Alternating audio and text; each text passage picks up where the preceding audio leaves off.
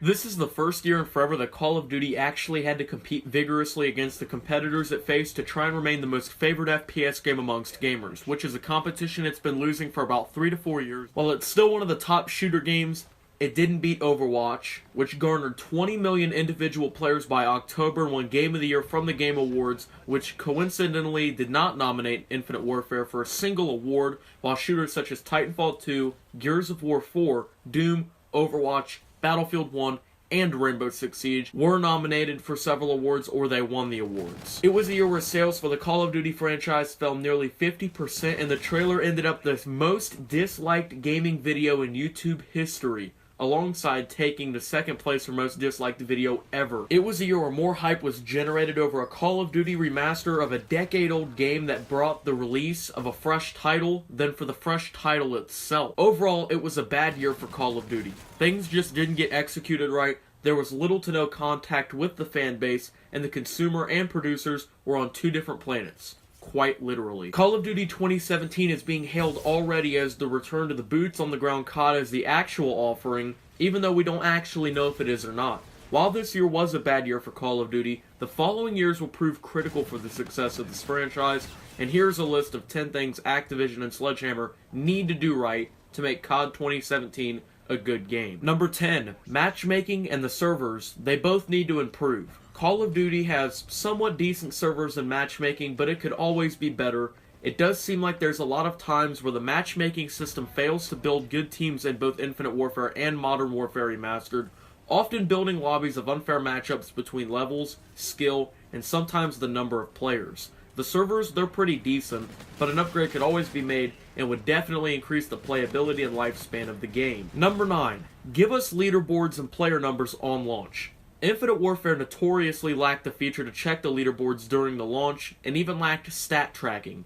The hypothesized reason amongst the community as to why this wasn't put in at launch was because Activision and Infinity Ward knew the players playing on launch day would be awful, and to avoid giving ammunition to the restless community, they removed leaderboards and stat tracking to avoid finding the real number of players on the game. It would be a nice feature to see how you stat compared to everyone else at launch, and to show some confidence by showing us how many players are online. Number 8 is to give us a good special mode, such as survival or maybe even special ops. Special ops were missions in the Modern Warfare series where the player would complete challenges and side missions in a mode that later turned into zombies. Missions included things like crawling through snowy forests or avoiding guards or even rescuing hostages from the enemy.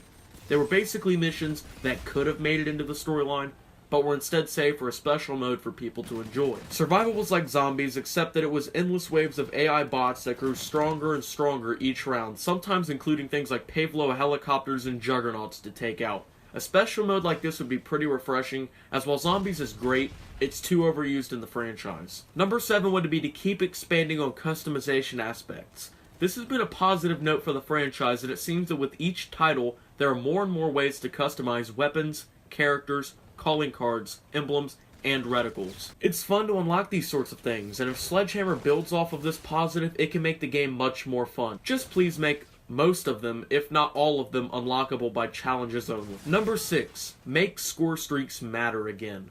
The worst game for score streaks is undeniably Ghosts, and it isn't really hard to make them effective. Score streaks should be rewards for getting kill streaks, and the player should really be rewarded with score streaks that do something worthwhile.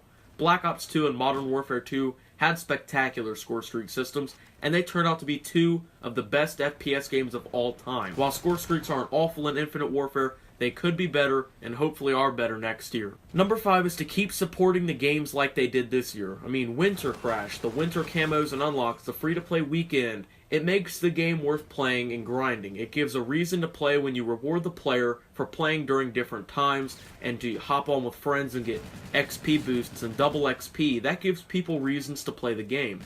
The two titles got good support so far, especially Modern Warfare. Winter Crash is so much fun, and they even added in modes like Kill Confirmed and Hardpoint, plus a bunch of camos, unfortunately in supply drops. Regardless, all this means is more for us to enjoy with the game, and that's great. Number 4 is to make campaign matter again. If there's one thing to say positive about Infinite Warfare, it's that the campaign was pretty fucking good. There were actual bonds between characters once again, and the missions were fun to play. The campaign was refreshing and it told a great story. We haven't had a story like that since Advanced Warfare, which, once again, had a good campaign. Campaign can make or break a CoD title. It's overlooked and by far is not the most popular mode, but there's still some of us who love to play the campaign and get a good kick out of a great story. Number 3 is to bring incentives to buy deluxe editions of the game. I won't lie, if Modern Warfare was not remastered and bundled with Infinite Warfare, I would never have bought the deluxe edition, and I probably wouldn't have bought the game at all. If a remaster is possible to make each year, it's a great incentive to make. People will buy the deluxe editions. Give us a trip down memory lane for an extra $20, and that's a great way to sell more copies, and more deluxe copies, and will lead to more money in your pockets. MWR arguably saved Infinite Warfare from a worse demise, and hopefully we can expect more nostalgia trips soon. Although things like in-game camos, and possibly even early access to maps, is a good way to sell it to people as well. Just don't do what you did this time. Don't sell us socks and Boy Scout badges and shit.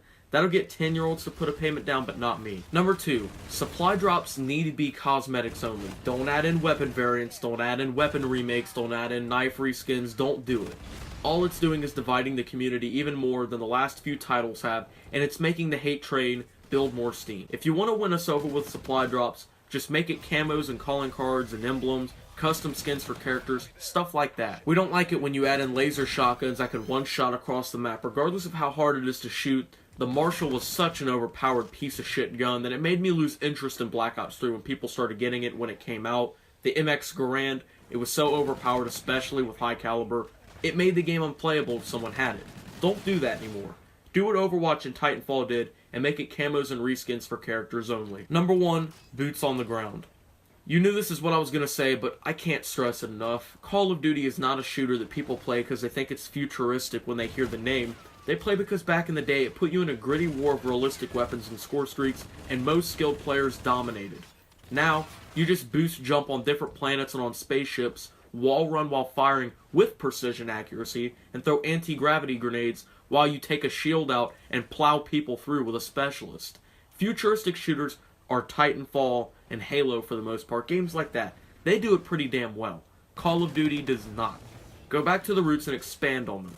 Give us Vietnam, give us World War vibes again, give us the war in Korea, something fresh compared to what we've gotten recently. That's my list of the 10 things that will make COD 2017 great. If done, make sure, as always, to like this video if you enjoyed, and to subscribe if you're brand new. And until next time, this is Optimus, signing out.